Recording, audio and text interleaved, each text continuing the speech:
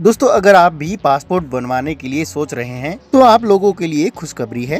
भारत के गृह मंत्री अमित शाह जी ने एम पासपोर्ट पुलिस ऐप को लॉन्च कर दिया है। ये ऐप एक पासपोर्ट वेरिफिकेशन ऐप है जिससे पासपोर्ट वेरिफिकेशन की प्रोसेस आसान हो जाएगी। दोस्तों नॉर्मली एक पासपोर्ट बनवाने के लिए एक लंबा समय लग जाता है। पहले आप पासपोर्ट एप्लीकेशन को फाइल करते हैं और वेरिफिकेशन के लिए पासपोर्ट ऑफिस से लेकर पुलिस स्टेशन के चक्कर भी लगाने पड़ते हैं और अब ये काम आपका जल्द ही निपटने वाला है। विदेश मंत्रालय ने पासपोर्ट वेरिफिकेशन की प्रक्रिया को तेज करने के लिए एम पासपोर्ट पुलिस ऐप को लॉन्च किया है।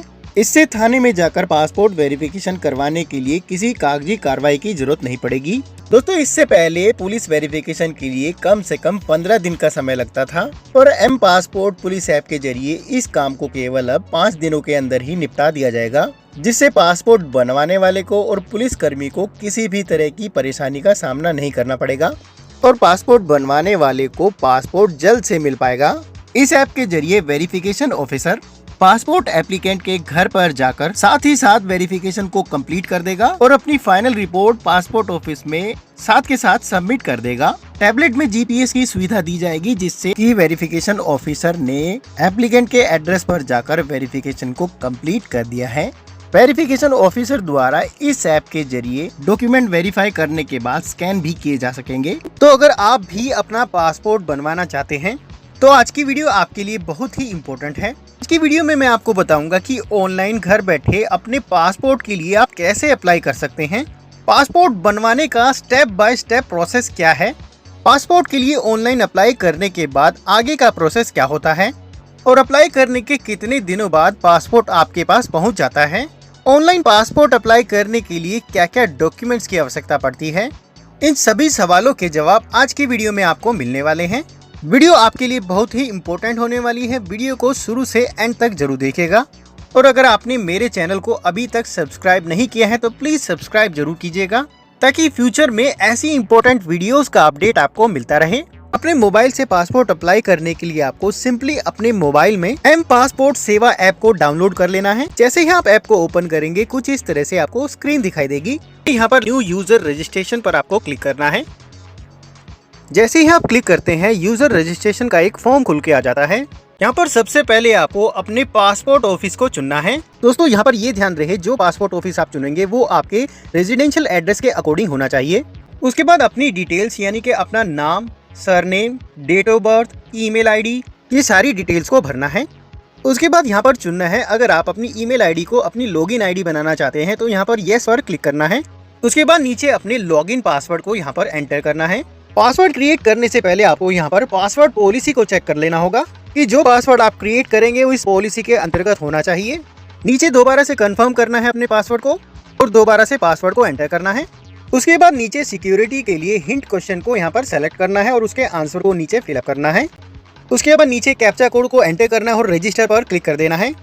जैसे ही आप रजिस्टर पर क्लिक करेंगे आपका पासपोर्ट इंडिया पोर्टल पर रजिस्ट्रेशन कंप्लीट हो जाएगा और आपके द्वारा प्रोवाइड की गई ईमेल आईडी पर एक एक्टिवेशन लिंक भेजा जाएगा। उस लिंक को आपको ओपन करना है और अपने यूजर रजिस्ट्रेशन को एक्टिवेट कर लेना है। रजिस्ट्रेशन के कंप्लीट होने के बाद आपको वापस पोर्टल के होम पेज पर जाना है। उसके लिए नीचे click here to go to main menu पर क्लिक करना है और लॉगिन करने के लिए एग्जिस्टिंग यूजर लॉगिन पर क्लिक करना है। जैसे ही आप क्लिक करेंगे आपको एक लॉगिन स्क्रीन दिखाई देगी। यहाँ पर लॉगिन आईडी में अपनी लॉगिन आईडी को एंटर करना है, नीचे अपने पासवर्ड को एंटर करना है जो आपने क्रिएट किया था। उसके बाद नीचे कैप्चा कोड को एंटर करना है और नीचे लॉगिन पर क्लिक कर देना है। जैसे ही आप क्लिक करेंगे अगली जो स्क्रीन आपको दिखाई देगी वो कुछ इस तरह से होगी। यहाँ पर ऑनलाइन पासपोर्ट अप्लाई करने के लिए आपको अप्लाई फॉर फ्रेश पासपोर्ट री इश्यू ऑफ पासपोर्ट पर क्लिक करना है। जैसे ही आप क्लिक करते हैं अगली स्क्रीन पर पासपोर्ट टाइप को चुनना है, जैसे कि आप किसके लिए अप्लाई कर रहे हैं, फ्रेश पासपोर्ट के लिए या फिर री इश्यू ऑफ पासपोर्ट के लिए। यहाँ पर फ्रेश पासपोर्ट को चुनना है। उसके बाद टाइप ऑफ एप्लीकेशन में आपको नॉर्मल चुनना है। यहाँ आपको दो ऑप्शन दिए जाते हैं, नॉर्मल और तत्काल। अगर आपको इमरजेंसी में पासपोर्ट बनवाना है तो यहाँ पर तत्काल को चुनना है। अभी मैं नॉर्मल पासपोर्ट अप्लाई कर रहा हूँ तो मैं यहाँ पर नॉर्मल को चुन लेता हूँ। उसके बाद बुकलेट टाइप में आपको कितने पेज का पासपोर्ट चाहिए, 36 पेजेस का या फिर 60 पेजेस का। अगर आपकी विदेश यात्रा बहुत कम होती है तो आपको 36 पेजेस का लेना चाहिए। तो यहाँ पर 36 पेज वाला ऑप्शन चुन लेते हैं। उसके बाद नेक्स्ट पर क्लिक करना है। जैसे ही आप क्लिक करेंगे अगले पेज पर आपको एप्लीकेंट की डिटेल्स फिलअप करनी है। जैसे कि सर नेम के साथ एप्लीकेंट का नाम। क्या आप किसी और नाम से भी जाने जाते हैं, तो यहाँ पर यस या नो को चुनना है। उसके बाद नीचे अगर आपने कभी भी अपना नाम चेंज कराया है तो यहाँ पर यस और नो को चुनना है। उसके बाद अपनी डेट ऑफ बर्थ को यहाँ पर फिलअप करना है। आपका birth place out of India है तो यहाँ पर यस या नो को चुनना है। उसके बाद प्लेस ऑफ बर्थ में विलेज, टाउन या सिटी को यहाँ पर फिलअप करना है। उसके बाद नीचे बर्थ स्टेट, डिस्ट्रिक्ट को यहाँ पर सेलेक्ट कर लेना है। उसके बाद मैरिटल स्टेटस को यहाँ पर सेलेक्ट करना है। आप मैरिड हैं, अनमैरिड हैं, यहाँ पर आपको चुन लेना है। उसके बाद नीचे सिटीजनशिप ऑफ इंडिया बाय पर आपको 3 ऑप्शन दिए जाते हैं, बर्थ, रजिस्ट्रेशन, न्यूट्रलाइजेशन और तीसरा डिसेंट। अगर आप जन्म से ही इंडिया के सिटीजन हैं तो यहाँ पर बर्थ को सेलेक्ट कर लेना है। उसके बाद अपने पैन नंबर, वोटर आईडी को यहाँ पर एंटर करना है अगर अवेलेबल है तो, अदरवाइज ये ऑप्शनल होता है, आप इसे ब्लैंक भी छोड़ सकते हैं। उसके बाद अपने एम्प्लॉयमेंट टाइप को यहाँ पर एंटर करना है। क्या आपके पेरेंट्स गवर्नमेंट एम्प्लॉय है तो यहाँ पर येस या नो को सेलेक्ट करना है। उसके बाद नीचे अपनी एजुकेशन क्वालिफिकेशन को आपको चुनना है। उसके बाद अगर आप नॉन ईसीआर कैटेगरी में आते हैं तो यहाँ पर येस को आपको चुनना है। दोस्तों यहाँ पर नॉन ईसीआर का मतलब है immigration check not required. Non ECR category में वो लोग आते हैं जो काफी पढ़े लिखे होते हैं, यानी कि 10वीं कक्षा से उच्च श्रेणी की पढ़ाई कर चुके होते हैं। इसलिए पासपोर्ट अप्लाई करने के दौरान इन्हें ईसीआर कैटेगरी में नहीं बल्कि नॉन ईसीआर कैटेगरी में रखा जाता है। तो अगर आपने 10वीं कक्षा से ऊपर की पढ़ाई की है तो यहाँ पर नॉन ईसीआर कैटेगरी को चुनना है और येस को सेलेक्ट करना है, अदरवाइज नो को सेलेक्ट करना है। उसके बाद विजिबल डिस्टिंग्विशिंग मार्क अगर आपका है तो यहाँ पर एंटर करना है और अपने आधार नंबर को नीचे फिलअप कर देना है। उसके बाद आपको इनके डिस्क्लेमर को यहाँ पर एक्सेप्ट करना है। आई एग्री के सामने येस को सेलेक्ट करना है। उसके बाद आगे बढ़ने के लिए नीचे नेक्स्ट पर क्लिक करना है। अगली स्क्रीन पर आपको अपनी फैमिली डिटेल्स को फिलअप करना है।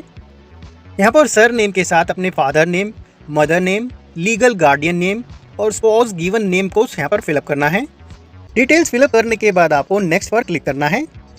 अगली स्क्रीन पर आपको प्रेजेंट रेजिडेंशियल एड्रेस को यहाँ पर फिलअप करना है और अपने रेजिडेंशियल एड्रेस के कंप्लीट एड्रेस को यहाँ पर फिलअप करना है और एड्रेस के मुताबिक अपने पुलिस स्टेशन को यहाँ पर सेलेक्ट करना है। उसके बाद नीचे अपने मोबाइल नंबर को यहाँ पर एंटर करना है। उसके बाद अगर आपका कोई टेलीफोन नंबर है तो उसको यहाँ पर फिलअप कर देना है, अदरवाइज ये ऑप्शनल है। अपनी ईमेल आईडी को दोबारा से यहाँ पर एंटर करना है। उसके बाद नीचे चुनना है कि परमानेंट एड्रेस जो आपने यहाँ पर एंटर किया है वो अवेलेबल है या नहीं। यहाँ पर येस को चुनना है। अगर आपका permanent address present address same है तो यहाँ पर येस को चुनना है। उसके बाद नीचे नेक्स्ट पर क्लिक कर देना है। जैसे ही आप क्लिक करेंगे आप देखेंगे वो एक मैसेज शो होगा, I agree to receive SMS updates from passport Seva. उसको आपको ओके करना है। दूसरे मैसेज को भी ओके करना है। अगली स्क्रीन पर आपको अपनी इमरजेंसी कॉन्टैक्ट डिटेल्स को फिलअप करना है। यहाँ पर आप अपने रिलेशन में अपने भाई या फिर किसी का भी नाम और एड्रेस फिलअप कर सकते हैं और उसका कॉन्टैक्ट नंबर यहाँ पर दे सकते हैं। उसके बाद नीचे अगेन नेक्स्ट पर क्लिक कर देना है। जैसे ही आप क्लिक करेंगे अगले पेज पर आपसे कुछ सवाल पूछे जाएंगे। पहले सवाल में आपको नो को चुनना है। दूसरे सवाल में आपसे आपके प्रीवियस पासपोर्ट की डिटेल्स पूछी जाएंगी। तो यहाँ पर आप नया पासपोर्ट अप्लाई कर रहे हैं तो नीचे details not available, never held diplomatic official passport, दूसरे ऑप्शन को आपको सेलेक्ट करना है। तीसरे सवाल में आपसे पूछा जाएगा कि क्या आपने पहले भी कभी भी पासपोर्ट के लिए अप्लाई किया है, तो यहाँ पर नो को चुनना है और उसके बाद नेक्स्ट पर क्लिक कर देना है। उसके बाद आपसे कुछ और सवाल यहाँ पर पूछे जाएंगे। मोस्टली इन सभी ऑप्शंस में नो को चुना जाता है और इन ऑप्शन को पहले आपको पढ़ लेना चाहिए, उसके बाद ही सेलेक्ट कर लेना होगा। उसके बाद नीचे नेक्स्ट पर क्लिक करना है। जैसे ही आप क्लिक करेंगे अगली स्क्रीन पर आपको पासपोर्ट में दी गई डिटेल्स को वेरीफाई करने के लिए आपको पूरा का पूरा प्रीव्यू दिखाया जाएगा। अपनी डिटेल्स को आपको यहाँ पर दोबारा से चेक कर लेना है कि कोई गलती ना हो। उसके बाद नीचे नेक्स्ट पर क्लिक कर देना है। उसके बाद अगले पेज पर सेल्फ डिक्लेरेशन में अपने सपोर्टिंग डॉक्यूमेंट्स को आपको यहाँ पर चुनना है। दोस्तों ध्यान रहे, जो भी डॉक्यूमेंट्स आप यहाँ पर चुनेंगे वही डॉक्यूमेंट्स आपको पासपोर्ट ऑफिस में ओरिजिनल कंडीशन में लेकर जाने होंगे वेरिफिकेशन पर्पज के लिए। तो यहाँ पर सबसे पहले प्रूफ ऑफ बर्थ को यहाँ पर आपको चुन लेना है कि डेट ऑफ बर्थ के प्रूफ में आप क्या सपोर्टिंग डॉक्यूमेंट यहाँ पर देना चाहते हैं। यहाँ पर लिस्ट में आप देख सकते हैं आपको बहुत सारे डॉक्यूमेंट्स आपको दिखाई देंगे। जैसे कि यहाँ पर मैं आधार को चुन लेता हूँ। उसके बाद प्रूफ ऑफ प्रेजेंट रेजिडेंस का प्रूफ आपको यहाँ पर चुनना है। यहाँ पर भी मैं आधार को चुन लेता हूँ। दोस्तों यहाँ पर दोनों डॉक्यूमेंट्स में आप आधार को चुन सकते हैं।